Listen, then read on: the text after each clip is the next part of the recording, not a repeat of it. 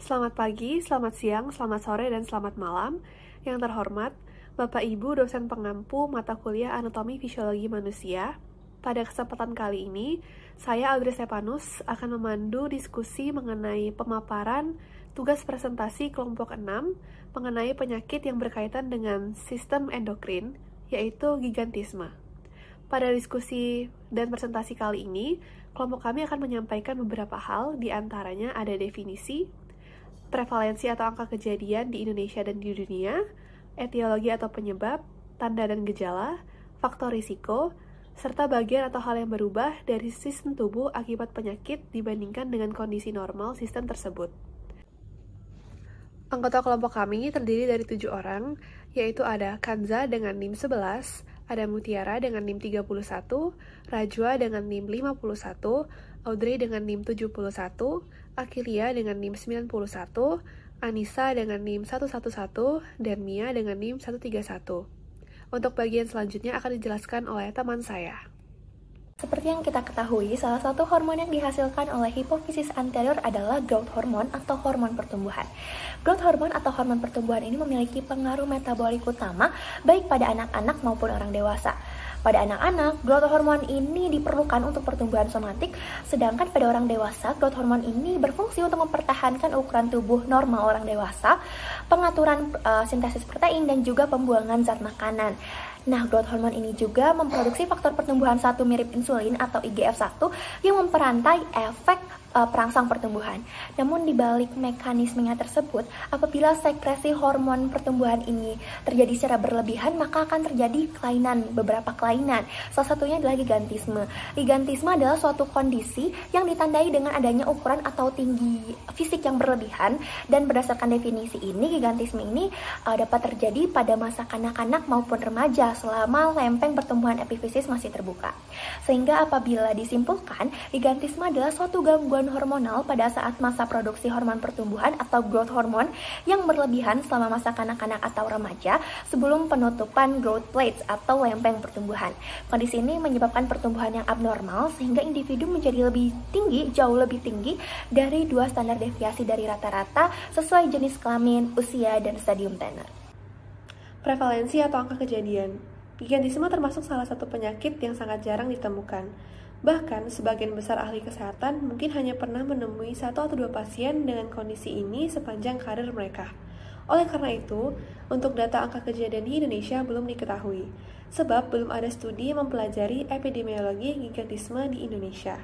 Sedangkan untuk kasus data angka kejadian di dunia, berdasarkan jurnal yang dituliskan oleh Euster pada tahun 2023, terdapat sebesar 0,6% orang yang mengalami gigantisme, yakni 15 orang yang mengalami gigantisme hipofisis dari 2.367 anak-anak dan remaja dengan adenoma hipofisis. Adenoma hipofisis tersebut merupakan tumor jinak yang terdapat pada kelenjar pituitari lobus anterior.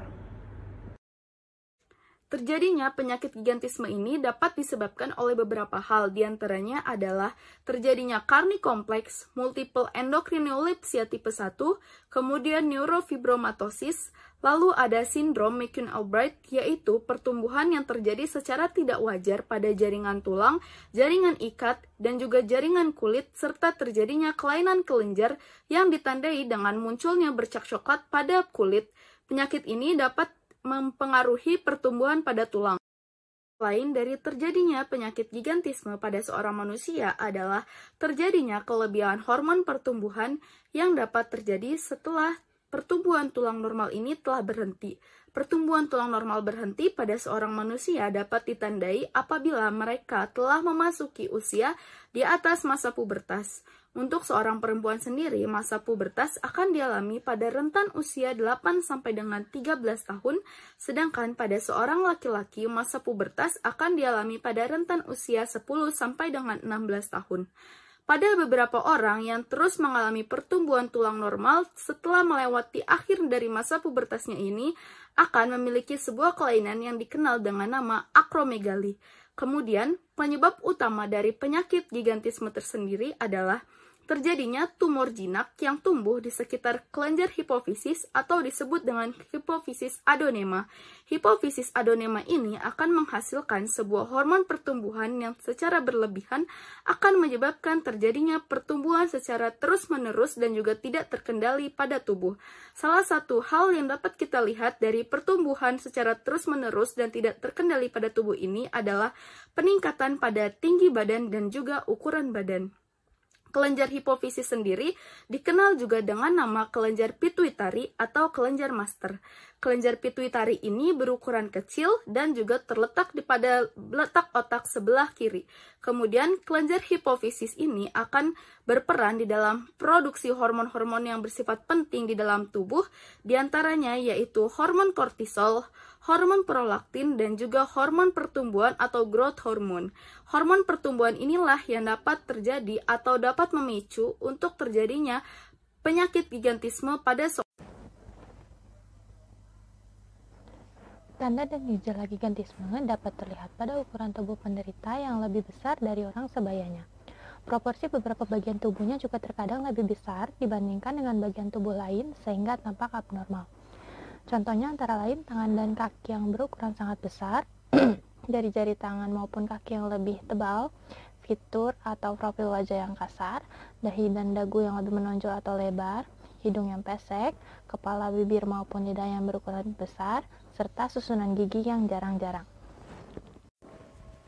Selain ukuran tubuh yang abnormal, penderita juga bisa merasakan sederet keluhan lain akibat gigantisme, yaitu sering sakit kepala, gangguan penglihatan, mual, berkeringat secara berlebihan atau hiperhidrosis, rasa lemah, insomnia dan gangguan tidur lainnya, kehilangan kemampuan dengar atau tuli, penglihatan ganda, masa pubertas yang terhambat pada anak, nyeri sendi, nafsu makan yang sangat besar, perubahan suara, serta siklus menstruasi yang tidak normal pada penderita wanita.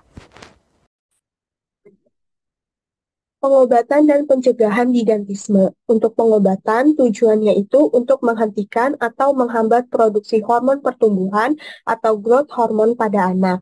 Nah, beberapa pengobatan yang dilakukan, yang pertama ada operasi, yaitu merupakan pengobatan utama yang dapat dilakukan untuk mengatasi gigantisme. Dilakukan operasi untuk mengangkat tumor hipofisis yang menekan saraf dan memicu peningkatan produksi hormon pertumbuhan. Yang kedua, obat-obatan sebagai pendukung setelah operasi atau jika operasi tidak dapat dilakukan. Jenis obatnya yaitu yang pertama ada analog somatostatin, yaitu contoh obatnya lanreotide yang digunakan untuk menghambat sekresi GH, insulin, dan glukagon. Yang kedua ada antagonis hormon pertumbuhan, contoh obatnya yaitu pegtisomen yang digunakan untuk menghambat kinerja GH dan menurunkan konsentrasi hormon IGF-1. Yang ketiga ada dopamin reseptor agonis, contoh obatnya yaitu bromokriptin yang digunakan untuk menurunkan produksi GH.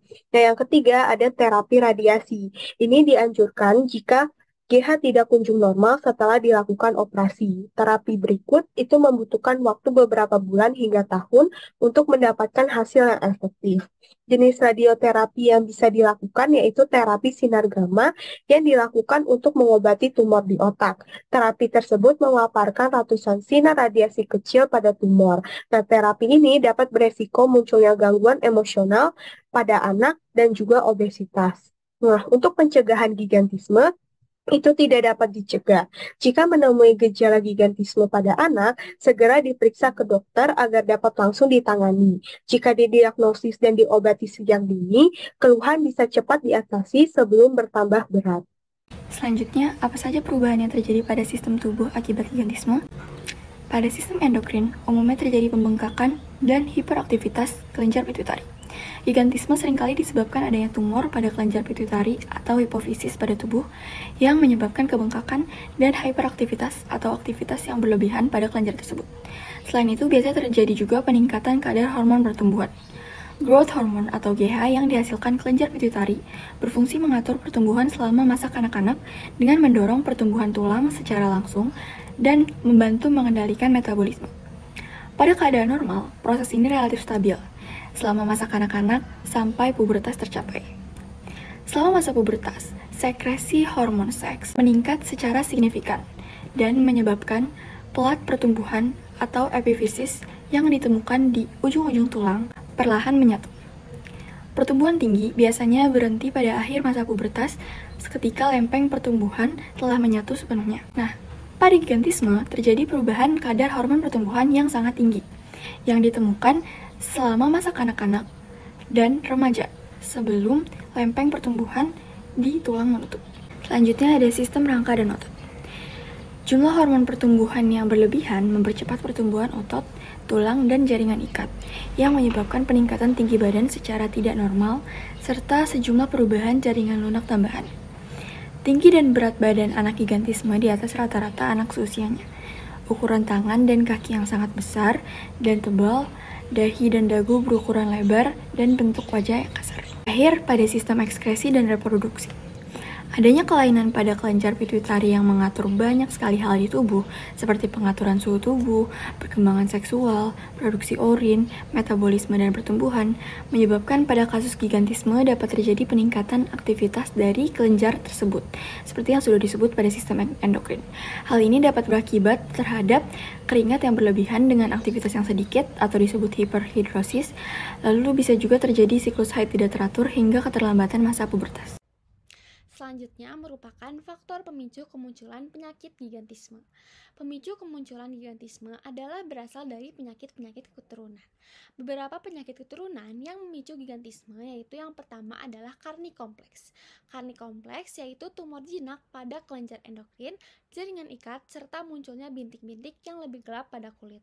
Yang kedua adalah multiple endokrin neoplasia tipe 1, yaitu tumbuhnya tumor pada kelenjar hipofisis, kelenjar paratiroid, dan pankreas. Dan yang ketiga adalah neurofibromatosis atau tumbuhnya tumor pada sistem syaraf. Sekian presentasi mengenai penjelasan penyakit sistem endokrin yaitu gigantisme. Kami mohon maaf apabila terdapat kesalahan. Terima kasih atas perhatiannya.